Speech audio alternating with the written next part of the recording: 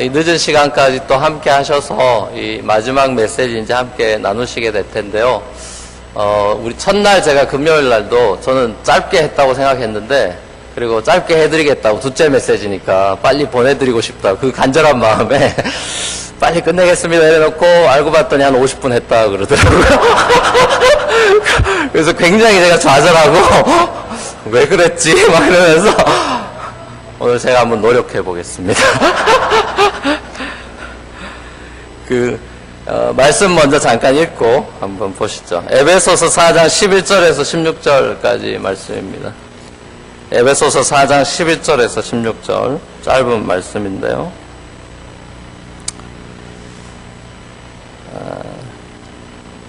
에베소서 4장 11절에 16절인데 저와 함께 교독하시면 좋겠네요. 제가 먼저 낭독하겠습니다.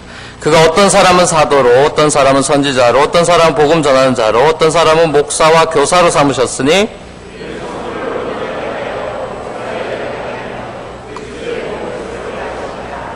우리가 다 하나님의 아들을 믿는 것과 아는 일에 하나가 되어 온전한 사람을 이루어 그리스도의 장성한 분량이 충만한 데까지 이르리니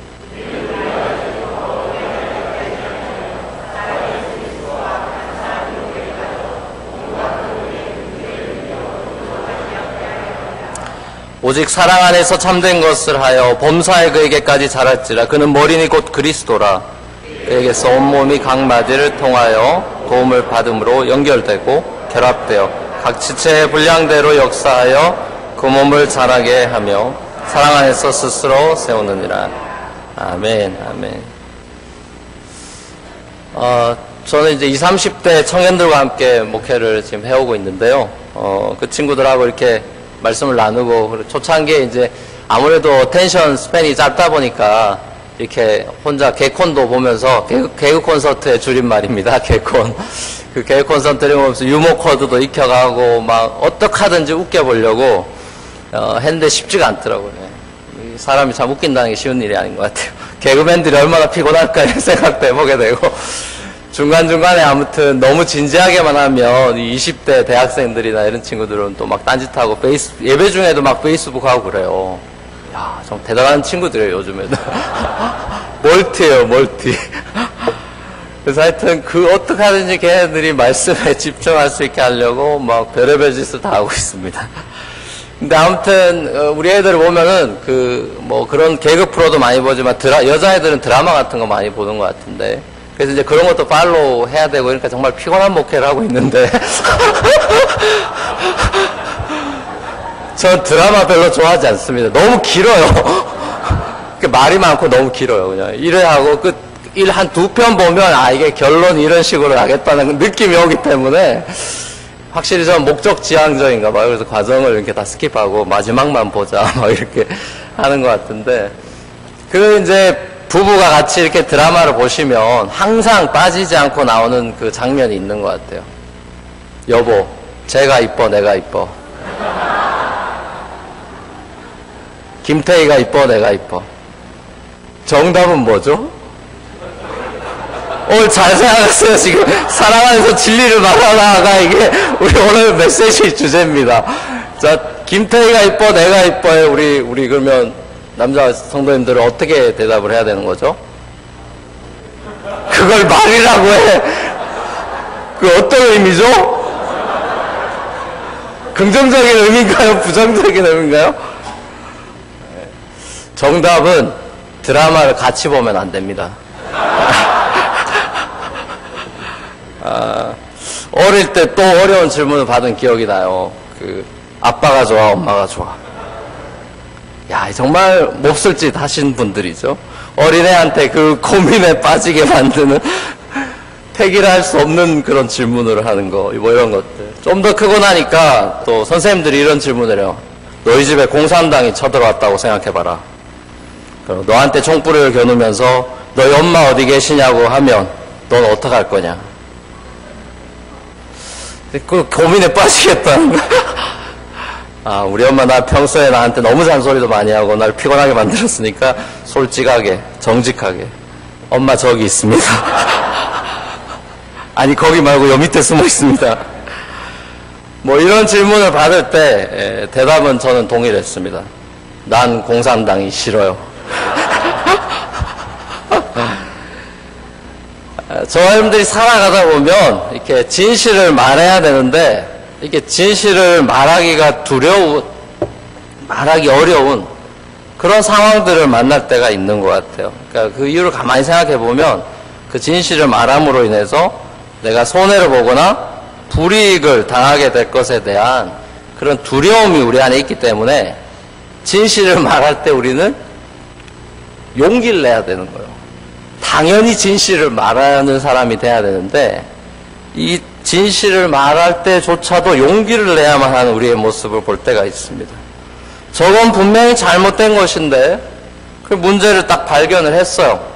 근데 그 문제에 대해서 문제를 제기하면 그 문제가 더 커지고 결국 그 문제 때문에 어떤 관계나 교회나 조직이 더 힘들어질지도 모른다는 생각을 하면서 그 문제를 그냥 덮어버리려는 그런 경향도 우리 안에는 많이 있는 것 같습니다.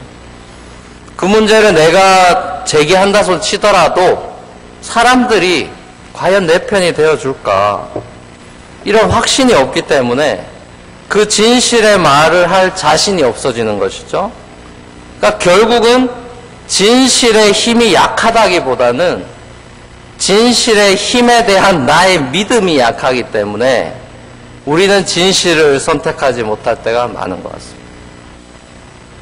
결국 우리가 신앙생활 하면서 믿음을 교회하면 강조하는데 믿음의 반대말이라는 것이 사실 의심이 아니라 성경에 잘 읽어보시면 두려움이라는 걸 알 수 있습니다. 제자들의 모습 속에서 믿음이 없는 자들하고 항상 책망받잖아요.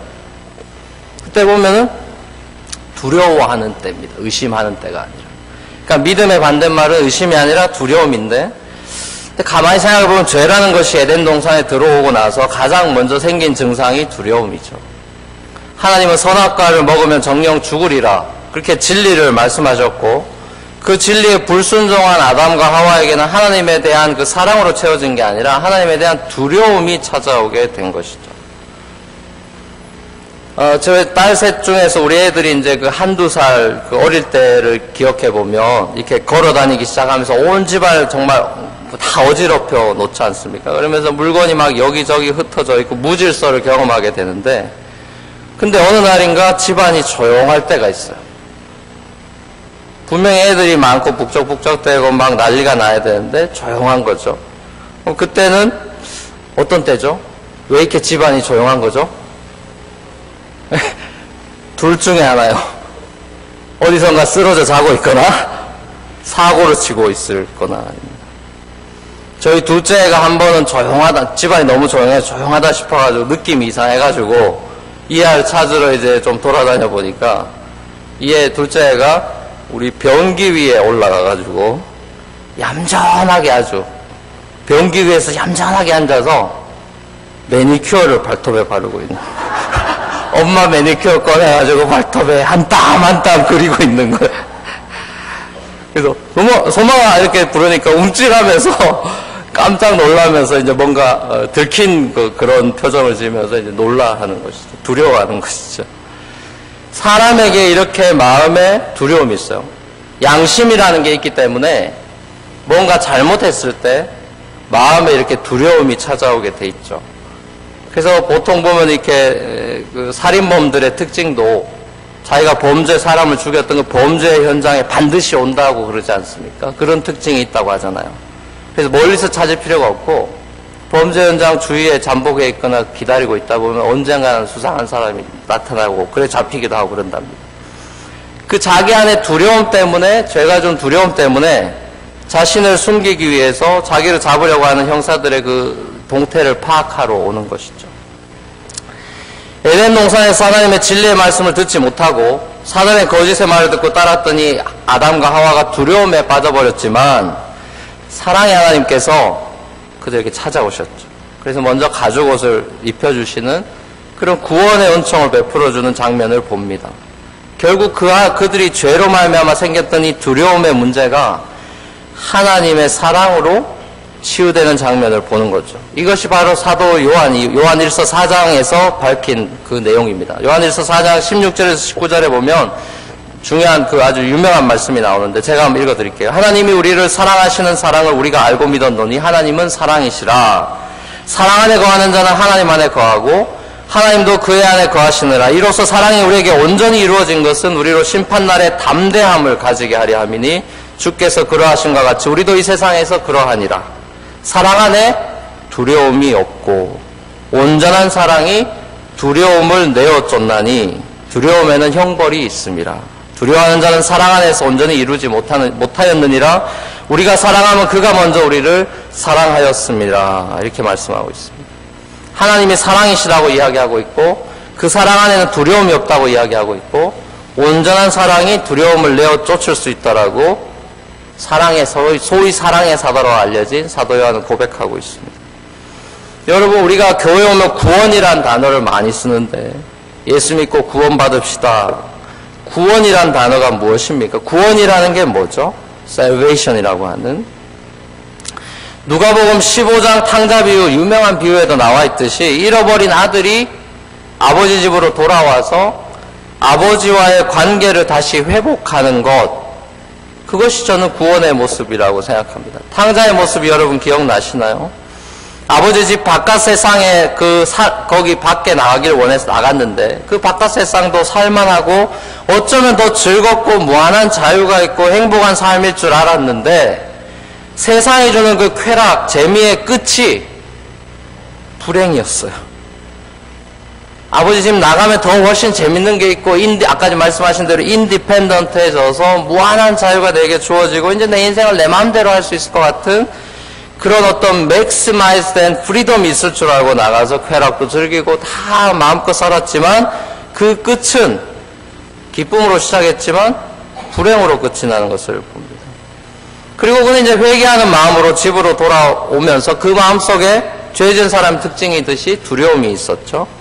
과연 아버지가 나를 다시 자식으로 받아주실까?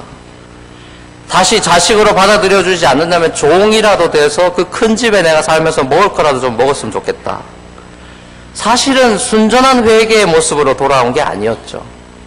결국 아버지 때문에 돌아왔다기보단 자기의 삶이 힘들었기 때문에 좀 더 편안한 공간을 찾다 보니까 집으로 온 것이죠. 아버지를 사랑해서 온 것이 아니었어요.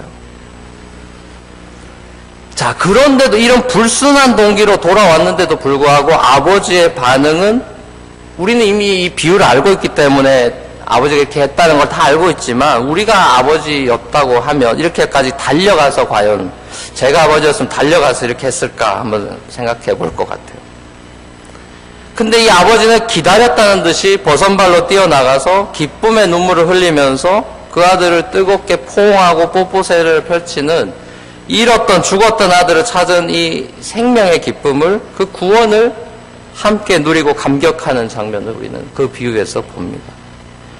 아버지의 사랑이 그 탕자가 가졌던 이 두려움, 내 인생이 정말 이렇게 이제 망할 수도 있는 거고, 나 종으로 살아야 될 수도 있는 거고, 미래에 대한 막연한 두려움이나 벌 받는 것에 대한 두려움이나 이런 두려움들을 아버지의 사랑이 다 내어 쫓으셨다는 거예요. 우리가 흔히 대표 기도할 때나 기도할 때 사랑이 많으신 하나님이라는 표현을 하는데 사실 이 표현은 어떻게 보면 굉장히 인간적인 표현이고 우리가 생각하는 어떤 그런 생각하고 경험하는 그 하나님의 사랑의 넓이나 깊이가 너무 우리는 좁고 얕기 때문에 그냥 사랑이 많으시다 이렇게 표현하지만 하나님 아버지의 사랑을 표현할 길이 없는 것이죠. 사실 우리가 그 크신 하나님의 사랑 찬송가에서 찬양도 합니다만 바다를 먹물 삼고 하늘을 두루마리 삼아도 다 뭐 기록할 수 없다고. 그게 시적인 비유가 아니라 정말 할 수가 없는 거라고 저는 생각합니다. 하나님의 사이즈를 우리가 잴 수 없듯이 자로 다 어떤 세상의 자를 늘린다 하더라도 하나님의 사이즈를 우리가 다 잴 수가 없듯이 하나님의 사랑의 사이즈도 우리가 측량할 수가 없는 것이죠. 오직 이 사랑만이 우리 인간 내면에 있는 두려움을 내어 쫓을 수 있는 이 세상의 가장 강력한 힘이라는 것에 대해서 아마 저나 여러분들은 한치 의심이 없을 줄로 믿습니다. 성경에 나오는 모든 구원의 스토리들은 하나님의 그 죄인 한 사람 한 사람을 껴안으시고 뽀뽀하시고 눈밭에서 뒹구시는 그런 러브 스토리라고 생각합니다. 아담에게 가죽옷을 입혀주셨고 가인에게도 심지어 표를 주셨고 야복 강가에서 씨름하셨고 요셉과 감옥 생활을 함께 하셨고 이스라엘 백성들과는 그 거친 광야를 함께 걸어가셨습니다. 가나안 전쟁도 피비린내 나는 그 전쟁 가운데서 함께 하셨죠. 한 개인과 한 가정과 한 민족과 모든 열방의 그 salvation, 구원을 위해서 지치지 않는 사랑의 열정을 하나님은 이 땅 가운데 보여주셨습니다. 어떻게 그렇게 수많은 사람들을 그렇게 오랜 세월 동안 견디며 그것도 끊임없이 자기 자신을 배신하는 그런 죄인들을 그토록 끊임없이 사랑할 수 있을까? 정말이지 저는 이건 머리로는 이해는 되지 않는 것 같습니다. 이런 사랑을 경험해본 적이 없기 때문에 그런 것 같아요. 하나님은 사랑이시다라는 단순한 한 문장은 그렇게 우리가 쉽게 이야기하고 짧게 묵상하고 넘어갈 수 있는 말이 아니라 우리 평생 가슴 속에 새겨야 할 영원한 진리라고 믿습니다. 자, 그런데 이제 정말 중요한 사실은 이 세상을 향한 하나님의 그 놀라우신 사랑이 역사 속에서 점점 이렇게 이제 리빌 된다고 하죠. 면사포가 이렇게 드러나는 걸 이제 레블레이션이라고 보통 비유하지 않습니까? 리빌이라는 건 다 보여주는, 찢어가지고 다 보여주는 게 아니라 면사포를 올려서 이렇게 다 눈까지 보여주는 것이죠. 하나님의 계시라는 것이 구약부터 신약까지 이렇게 리빌 되는 거 아닙니까? 역사 속에 하나님의 사람이 점점 확대되면서 드러나는 것이죠. 그리고 마지막에 드러난 최종 계시가 바로 우리 교수님께서 얘기해 주신 것과 같이 예수 그리스도, 그분 안에서 하나님의 사랑이 절정을 달하는 것이죠. 하나님 자신과 멀어져 버려서 그래서 두려움 속에서 헤매고 어둠 속에서 헤매고 있는 사람들을 너무 불쌍히 여기셔서 그들을 다시 아버지께로 돌아오게 할 수 있게끔 문을 열어놓고 길을 만들어 놓은 것, 문이요 길이, 좁은 길이요 좁은 문이 바로 예수 그리스도 그분이라는 것이죠. 에베소서 1장 3절에서 6절에서 사도 바울은 이렇게 고백합니다. 찬송합니다. 찬송하리로다. 하나님과 우리 주 예수 그리스도의 아버지께서 그리스도 안에서 하늘에 속한 모든 신령한 복을 우리에게 주시되 곧 창세 전에 그리스도 안에서 우리를 택하사 우리로 사랑 안에서 그 앞에 거룩하고 흠이 없게 하시려고 그 기쁘신 뜻대로 우리를 예정하사 예수 그리스도로 말미암아 자기의 아들들이 되게 하셨으니 이는 그가 사랑하시는 자 안에서 예수 그리스도죠. 예수 그리스도 안에서 우리에게 거저 주시는 바 그의 은혜의 영광을 찬송하게 하려는 것이다. 이렇게 에베소서 옥중에서 찬송하면서 편지를 쓰고 있습니다. 창세전에 예수 그리스도 안에서 우리를 택하셨대요. 우리를 예정하셨대요. 그리스도를 통해서 우리가 하나님의 아들이 되게끔 예정하시고 택하셨대요. 그리고 하늘에 속한 모든 신령한 복을 우리에게 주셨다라고 말씀하고 있습니다. 그러니까 모든 것의 회복이 예수 그리스도 때문에 이루어진 것이다라고 사도 바울은 이제 주장하는 것인데 조금 더 기도하면서 나아가는 걸 보면 에베소서 1장 10절에서 이렇게까지 이야기합니다. 하늘에 있는 것이나 땅에 있는 것이 다 그리스도 안에서 통일되게 하려 하십니다. 그러니까 다시 말하면 이 땅에 이지러지고 깨어진 모든 것들, 이건 아니다, 왜 세상이 이렇게 됐나 하는 모든 이런 것들, 그리고 하늘에 있는 것이나 땅에 있는 것들이나 정말 하나님이 창조한 모든 것들이 다 마치 깔때기와 같이 어디서 다 하나가 됐다는데 그것이 바로 그리스도 안에서 그렇게 된다는 것이죠. 하나님이 그렇게 계획을 하셨대요. 모든 만물이 그리스도로 말미암아 새롭게 되고 그리스도 안에서 재창조되는 것, 구원의 완성이 예수 그리스도 안에서 이루어지는 것을 태초부터 계획하시고 예정하시고 다 하셨다라는 것이죠. 그리고 이 엄청난 하나님의 계획, 그리고 우리가 흔히 하는 말로 하나님 나라의 회복, 결국 하나님 나라 킹덤이 회복되어가는 과정 중에 있지 않습니까?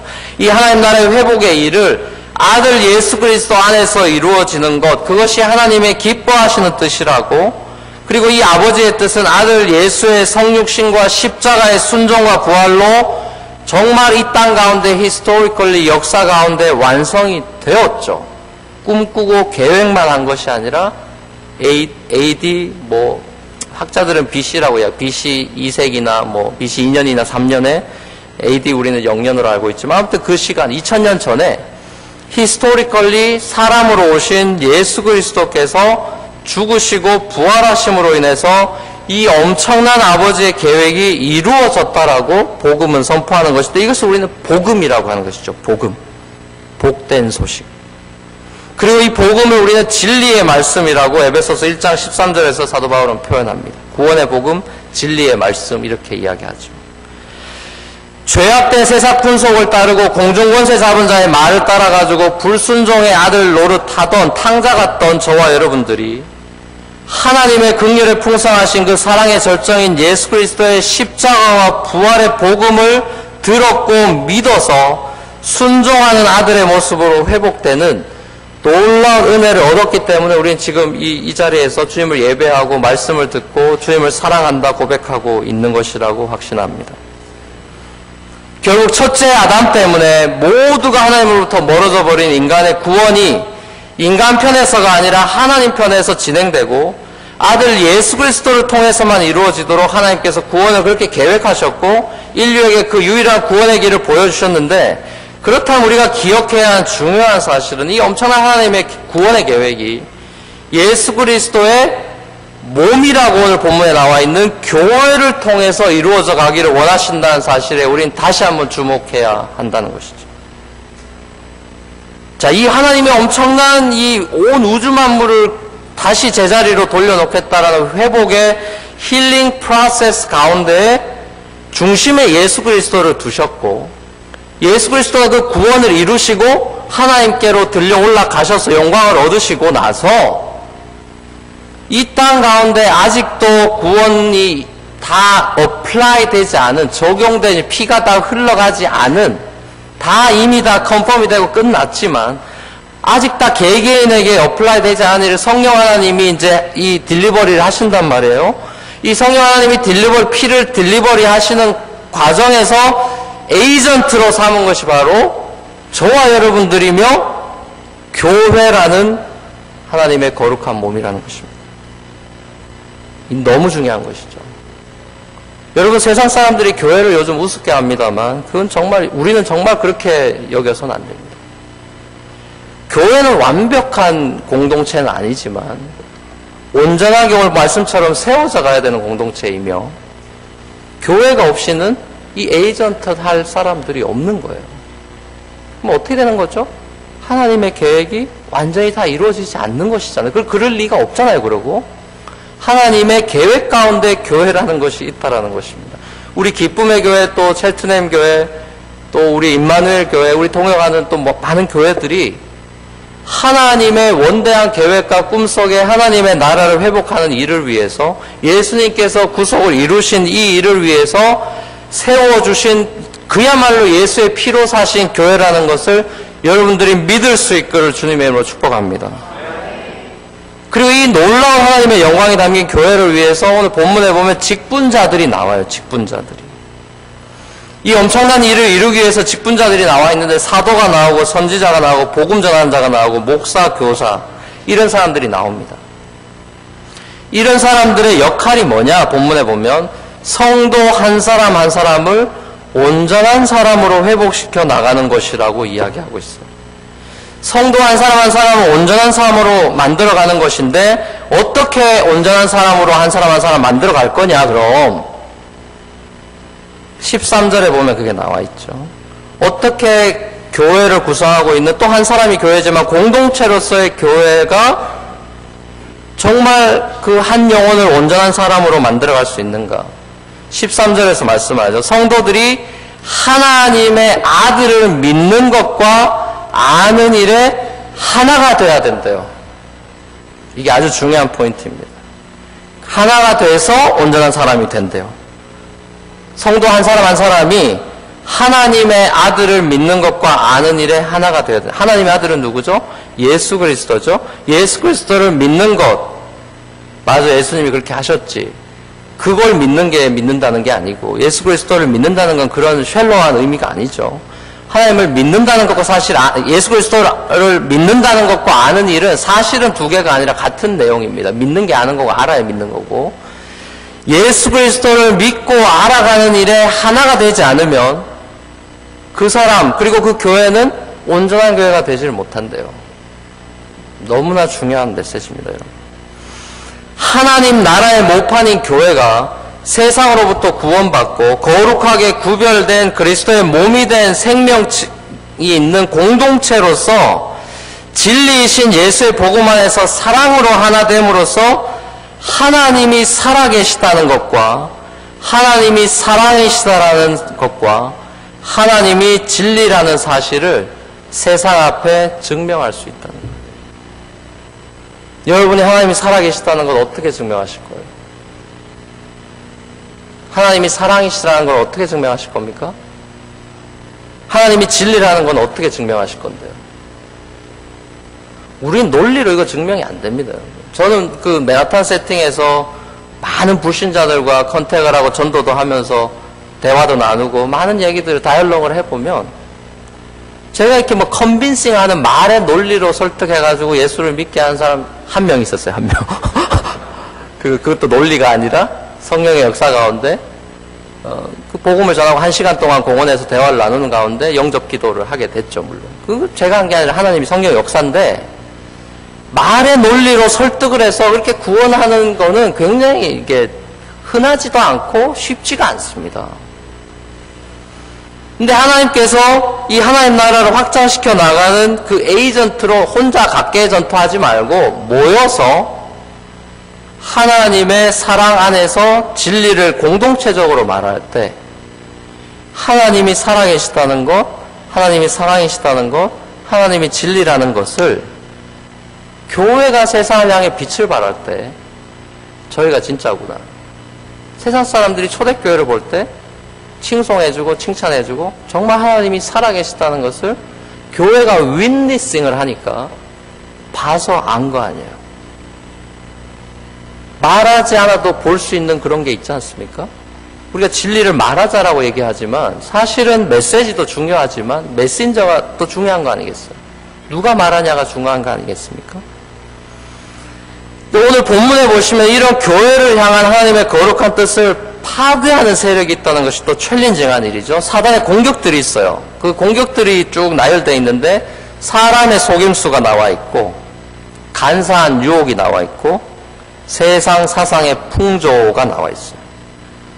이런 것들이 우리가 믿고 있는 복음의 진리에 대한 확신들을 흔들어 놓아서 요동치게 만들어서 견고하게 뿌리 내렸던 이 교회 공동체 안에 문제가 생기게 하고 그 몸에 이상이 생기게 하는 그런 안타까운 일들이 벌어지는 것은 바로 사람의 속임수, 간사한 유혹, 세상 사상에 물들어가는 풍조 이런 것들 때문이라고 보고 지금 말씀은 사도 바울은 그런 얘기를 하고 있어요.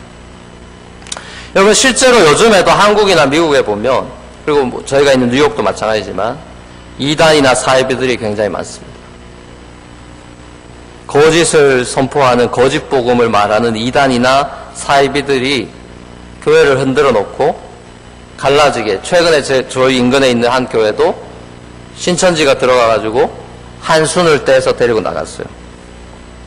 거기에 전략은 신천지의 전략은 불신자 전도가 아니고 기존 교회 성도들을 빼내오는 게 전략이에요. 사놈기기라는 전략이죠. 그러니까 이런 식으로 이단, 말 그대로 처음은 비슷한데 끝이 다르고 사이비, 비슷하나 다른 이런 것들이 여러분 사단이 그랬죠. 에덴 동산에서 하와를 유혹했을 때 했던 거짓말은 새빨간 거짓말이 아니에요.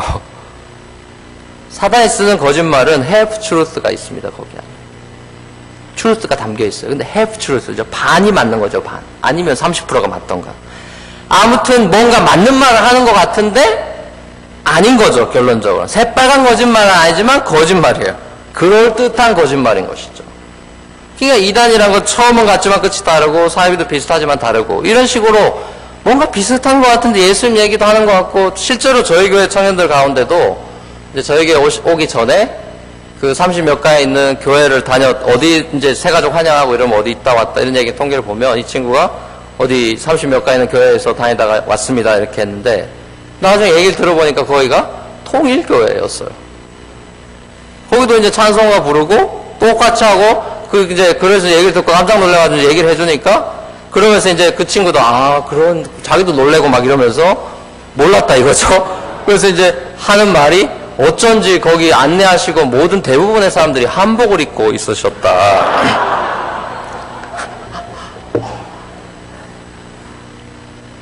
비슷해요. 비슷해요. 근데 이 목적도 다르고 가는 방향이 달라요.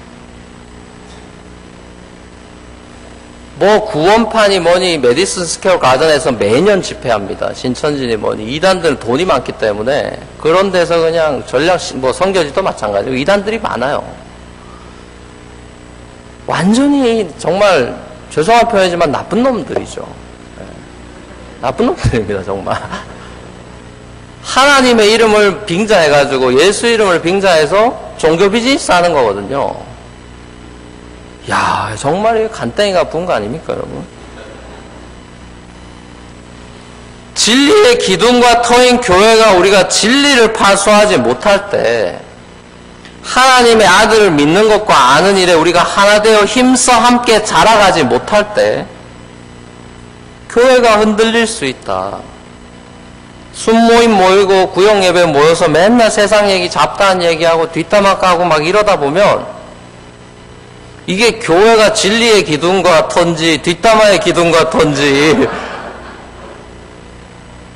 내가 지금 여기 이 교회 왜 다니고 있는 건가 시험에 들게 되는 아니 우스갯소리가 아니라 저 그런 얘기 정말 많이 들었거든요. 뭐 구역 모임 가고 이러면은 술 세상 얘기하고 끝나고 나면 또 술 막 박스로 맥주 갖다 놓고 그냥 막 같이 마시고 막 한국 분들 또 그 특유의 또 음주 가무 그런 게 있잖아요. 여러분 교회가 교회되지 못하는 이런 모습들 하나님의 아들을 믿는 것과 아는 일에 힘써 영적으로 우리 부제목도 영적 성장 말의 관점에서 본 영적 성장인데 영적 성장에 포커스를 하지 않을 때 사단이 그 틈을 노리고 있기 때문에 맹렬하게 공격해 들어오는 것이죠.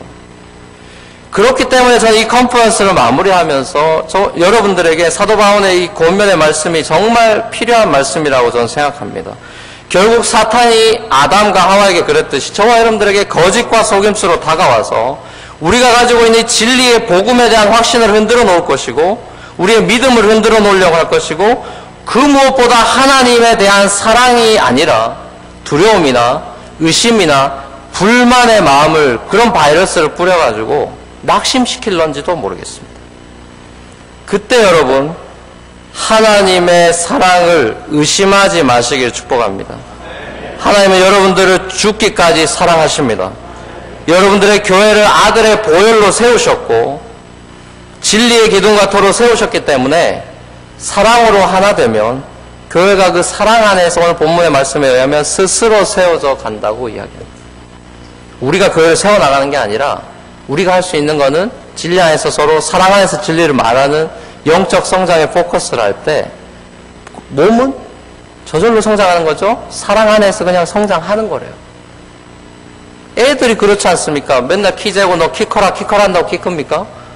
밥을 먹여야 키 크는 것이고 사랑을 줘야 키가 크는 거잖아요. 교회가 우리 교회 키웁시다. 성장합시다. 숫자 뭐 부흥 1000명 2000명 10,000명 모읍시다. 그거 뭐 비전 구호 외친다고 되나요? 영적으로 성장해서 교회가 될 때 그 몸 자체가 자연스럽게 성장해 가는 거 아닐까요? 결국 교회가 힘을 잃어버리거나 빛을 잃어버리는 것은 사단의 공격이 강해서라거나 세상이 너무 말세가 돼서 흉흉해서서 영적인 관심이 없다거나 그런 게 아니라 교회가 진리의 복음을 파수하지 않고 예수 그리스도를 믿고 알아가는 일에 올인해서 하나가 돼서 서로 그 사랑 안에서 진리를 말하는 것을 기뻐하지 않기 때문이라고 저는 생각합니다. 고린도전서 13장 사랑장에 나오잖아요. 사랑은 진리와 함께 기뻐한다. 불의를 기뻐하지 않는다. 그렇기 때문에 진리와 사랑이라는 것은 양자택일의 문제가 아니에요. 둘 중에 하나를 선택할 수 있는 것이 아니라 반드시 함께 가야 하는 것입니다. 팀 켈러 목사님 이런 말씀을 하셔요. 사랑 없는 진리는 오만한 자기의이고 진리 없는 사랑은 비겁한 자기 방종이다. 그러면서 뭐라고 얘기하시냐면 결국 사랑 없는 진리나 진리 없는 사랑은 둘 다 이기적인 것이다. 사랑 없이 진리만을 고집했던 사람들 기억하시나요? 바리새인들이죠.